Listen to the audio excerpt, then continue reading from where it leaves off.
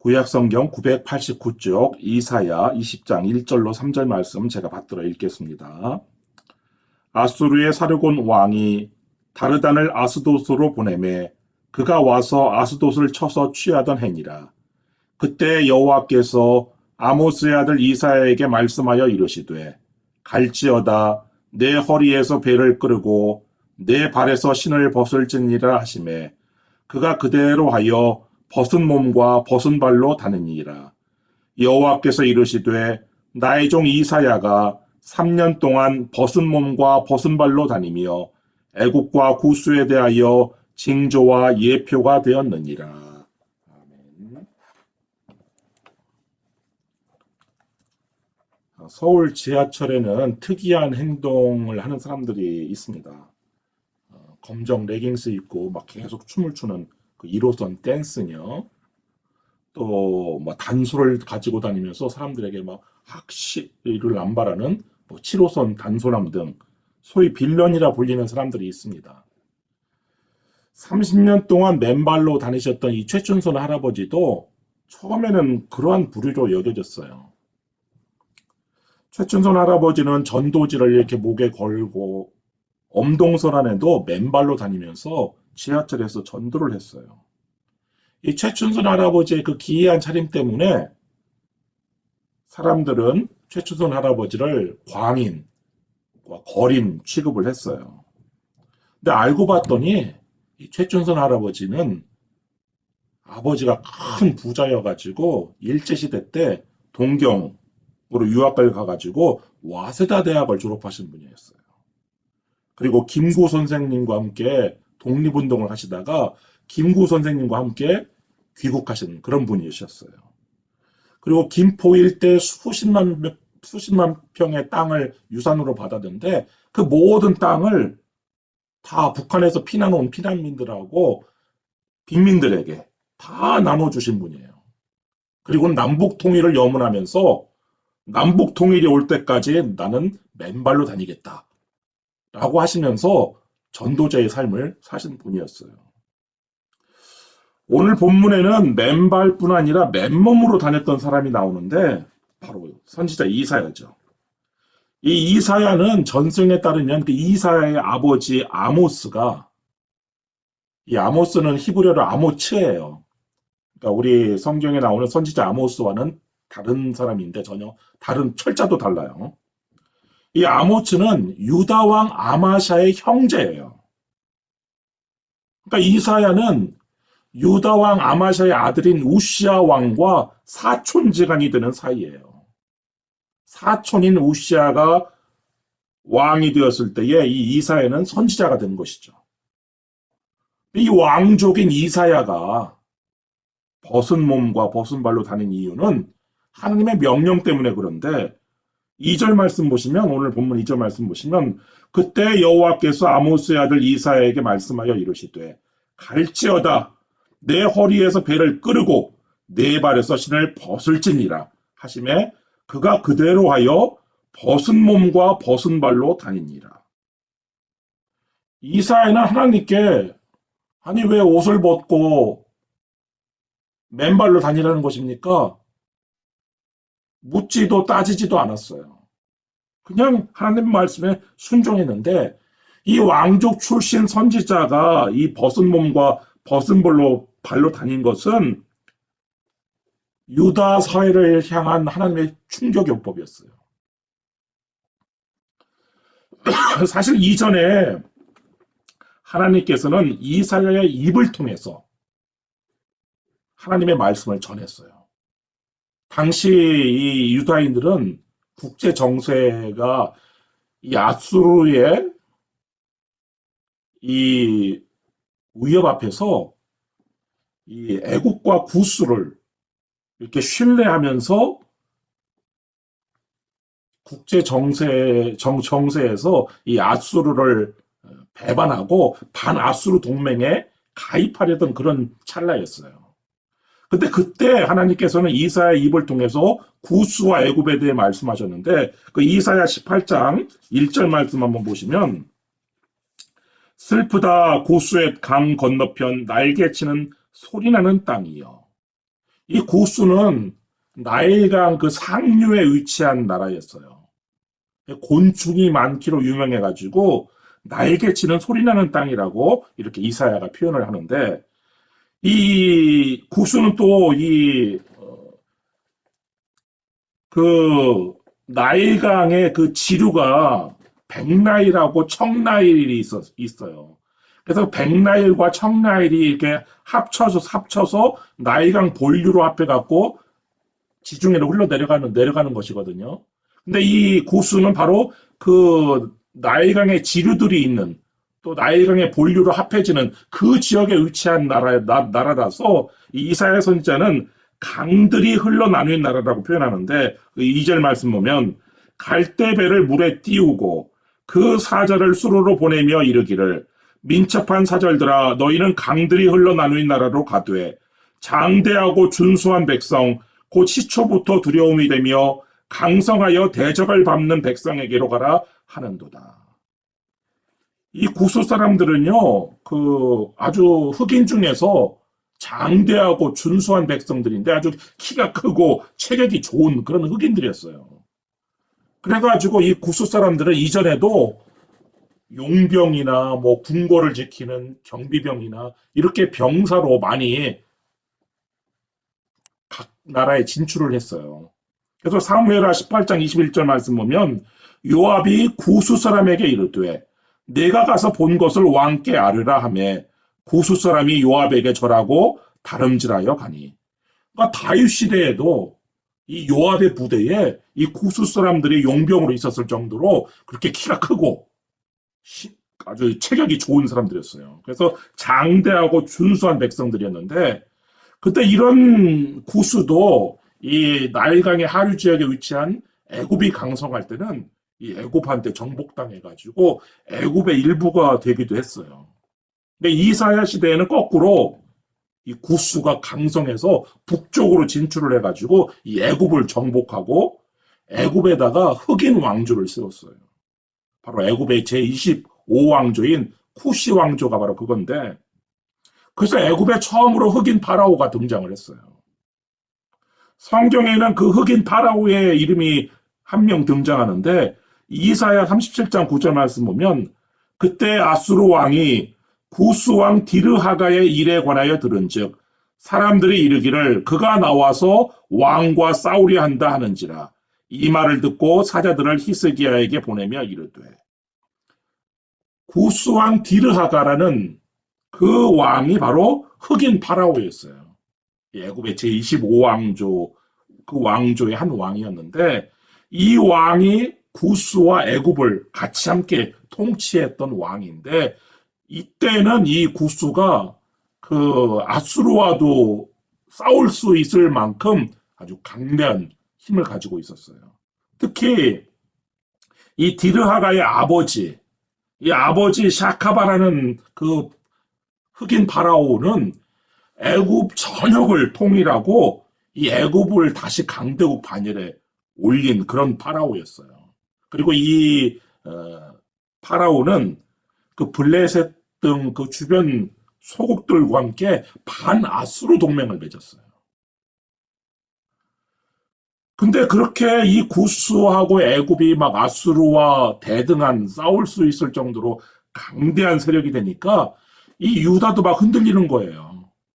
원래 유다는 친아수르 정책을 펼쳤어요. 그래가지고 이 북왕국 이스라엘 또 그 위에 있는 아람 왕국이 서로 연합해가지고 이 남왕국을 위협할 때 이 아수르에게 도움을 청해가지고 아수르가 쳐들어와가지고 이 아람도 멸망시키고 이 북왕국도 멸망을 시킨 거거든요. 그때만 해도 이 유다는 이 친아수르 정책을 펼쳐서 유다는 망하지 않았었어요. 그런데 점점 이 국제 정세를 보니까 애국과 구스가 막 치고 올라오고 이 아수르는 계속 영향력을 행사하려고 하고 그러니까 이제 그 친아수르 정책을 폐기하고 반아수르 동맹에 지금 들어가려고 지금 그렇게 유다가 막 흔들리려고 할 때 하나님께서 이사야의 입을 통해서 구스가 망할 것이라고 경고를 하시는데 그 5절, 6절 말씀 보시면 이사야 18장 5절, 6절. 추수하기 전에 꽃이 떨어지고 포도가 맺혀 익어갈 때에 내가 낫으로 그 연한 가지를 베며 퍼진 가지를 찍어버려서 산의 독수리들과 땅의 들짐승들에게 던져주리니 산의 독수리들이 그것으로 여름을 지내며 땅의 들짐승들이 다 그것으로 겨울을 지내리라 하셨습니다. 이렇게 구스와 애굽이 망한다. 너희들 의지하지 말아라. 이렇게 경고했음에도 불구하고 이 유다는 하나님의 말씀에 귀를 기울이지 않았어요. 여전히 애굽과 구스를 의지하려고 했어요. 한편 이 아수르를 배반하고 더 이상 조공을 바치지 않고 이 애굽과 구스와 동맹을 맺은 블레셋을 응징을 하는데 그 이사야 20장 1절 말씀, 오늘 본문 1절 말씀 보시면 아수르의 사르곤 왕이 다르단을 아스돗으로 보내매 그가 와서 아스돗을 쳐서 취하던 해니라. 이 아수르의 사르곤 왕이 이 다르단은 사람 이름이 아니라 이 아수르의 관직 이름인데 군대 총사령관이에요. 이 다르단을 어디로 보냈느냐? 블레셋은 5개의 도시국가로 이루어진 연합체였었는데 그 중에 하나 바로 아스돗으로 보내서 응징을 했어요. 근데 이 아수르 군대가 이 아스돗을 포위하고 점령할 때에 이 아스돗과 동맹을 맺은 이 구스하고 애굽은 움직이지 않았어요. 돕지 않았어요.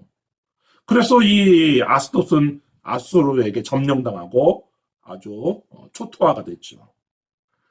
이것을 보았음에도 불구하고 유다는 여전히 애굽과 구스를 신뢰하는 거예요. 그러자 하나님께서 이사야에게 맨몸과 맨발로 다니라는 명령을 내리신 거예요. 2절 말씀 다시 보시면 그때에 여호와께서 아모스의 아들 이사야에게 말씀하여 이르시되 갈지어다 내 허리에서 배를 끄르고 내 발에서 신을 벗을지니라 하시매 그가 그대로 하여 벗은 몸과 벗은 발로 다니니라. 이사야는요 무려 3년 동안 벗은 몸과 벗은 발로 다녔어요. 그 3절 말씀 보시면 여호와께서 이르시되 나의 종 이사야가 3년 동안 벗은 몸과 벗은 발로 다니며 애굽과 구스에 대하여 징조와 예표가 되었느니라. 고귀한 신분인 왕족이자 하나님의 종인 선지자가 옷을 벗고 맨발로 다니는 것은 예사롭지 않은 일이었죠. 사람들의 주목과 이목을 끌었을 거예요. 하루 이틀도 아니고 1, 2년도 아니고 무려 3년을 그렇게 다녔으니까. 아마 아이들은 이사야를 따라다니면서 놀렸을 것이고 어른들은 이사야가 미쳤다고 조롱을 했을 거예요.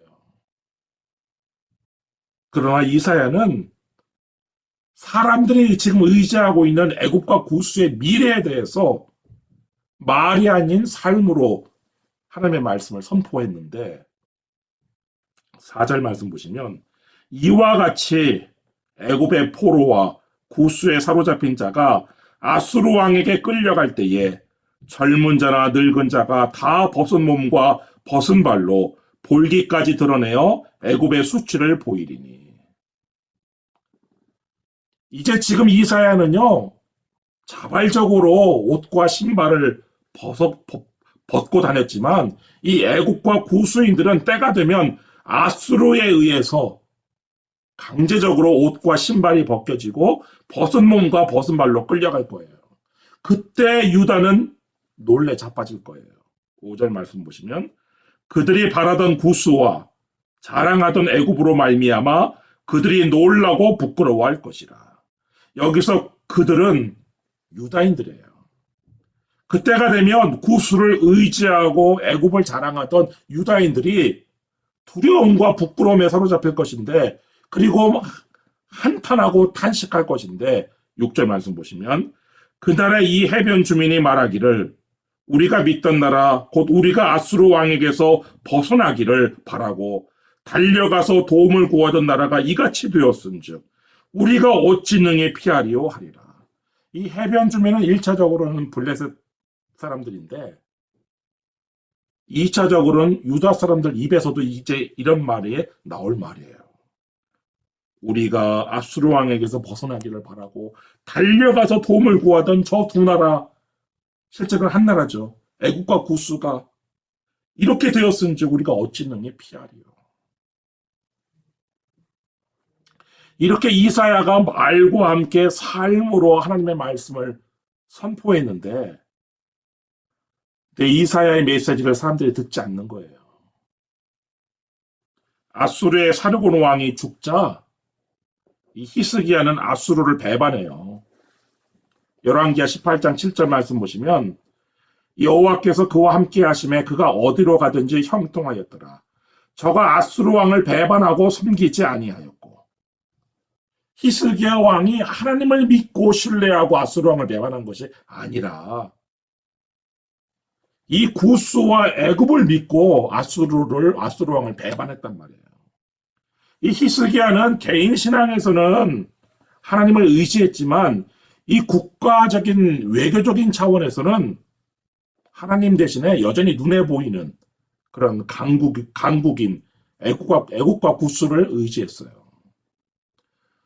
그래서 이 이사야가 이렇게 행위 예언을 했음에도 불구하고 이 애국과 구스와의 외교적인 관계, 연대, 그리고 군사적인 도움을 기대하고 아수르 왕을 배반했어요. 이렇게 해서 이사야의 사역은 실패처럼 보였어요. 사람들은 이사야의 말에 귀를 기울이지 않았고 이 징조와 예표로 주어진 이사야의 삶을 보고서도 그들의 생각을 바꾸지 않았어요. 근데 결정적인 순간이 찾아오니까 이 사람들은 이사야를 찾았어요.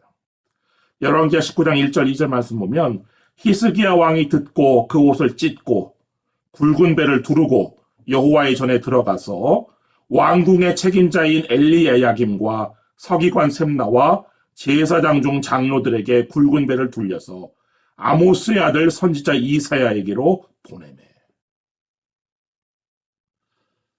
그래서 마지막 순간에 하나님을 의지하고 이 멸망은 피했지만 나라 전체는 아수르에게 초토화가 된 상태였단 말이에요.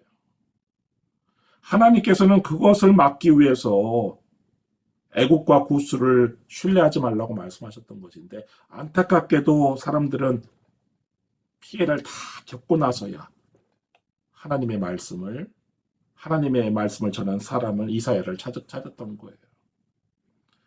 이런 모습을 우리 시대에서도 보았죠. 사람들은 최춘선 할아버지를 이해하지 못했고 광인과 거린으로 여겼지만 시간이 지나고 나서야 최춘선 할아버지의 행동이 이상함이 아니라 사명이었다는 것을 알았어요. 최춘선 할아버지가 돌아가시고 국가유공자로 독립유공자로 대전 현충원에 안장되고 나서야 사람들은 최춘선 할아버지를 맨발의 천사라고 부르며 할아버지의 삶을 본받겠다고 말하기 시작했어요. 여러분, 오늘 우리에게 필요한 것은 더 많은 말이 아니라 더 분명한 삶일지도 몰라요. 우리가 말로 전도할 수 있지만 삶으로 전도하는 것만큼 강력한 것은 없지요.